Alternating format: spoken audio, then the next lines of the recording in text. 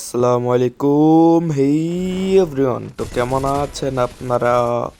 Let's go.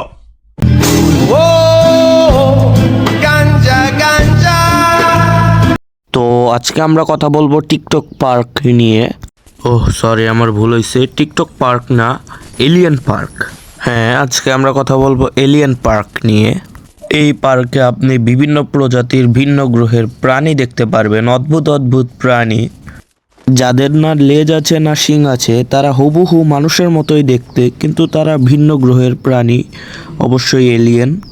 আমি সব টিকটকারদেরই alien বলতেছি না, আমি ভিন্ন গ্রহের কিছু এলিয়েনদের কথা বলছি, যেমন এটা এটা এটা এরকম আরও অনেক প্রকার এলিয়েন আছে যাদের দেখানো সম্ভব নয়, তাই হালকা কয়েকটাকেই দেখাচ্ছি। কোনো সুন্দর জায়গা দেখলেই টিকটকাররা সেখানে হাঁকতে বসে যায়, কিছু বলার নেই।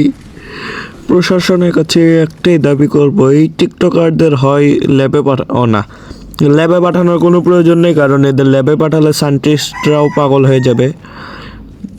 তো এদের চিড়িয়াখানায় পাঠায় দেন না, পশু তো পাগল হয়ে যাবে। কি করা যায় এদের নিয়ে? চলুন এখন টিকটক পার্ক থেকে বেরিয়ে আমরা টিকটকে ঢুকি। কে আপনারা চিনেন? এ হচ্ছে গোপালগঞ্জের লেওরা মাফিয়া ওরফে গে ভাই।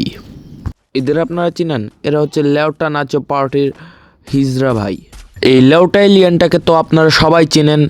এ হচ্ছে ডান্ডাওয়ালা সান্ডা হওয়া সত্ত্বেও ডান্ডাওয়ালা সান্ডি হয়ে টিকটক থেকে ইউটিউবে পর্যন্ত চলে এসেছে এই হিজরা। আমি সব টিকটকারদের এলিয়েন বলি নাই, আর সব টিকটকাররা এলিয়েন না।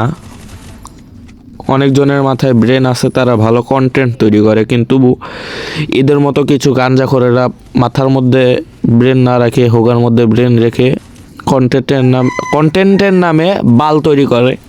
তো আর কিছু বলার নাই, আজকের ভিডিও এই পর্যন্তই।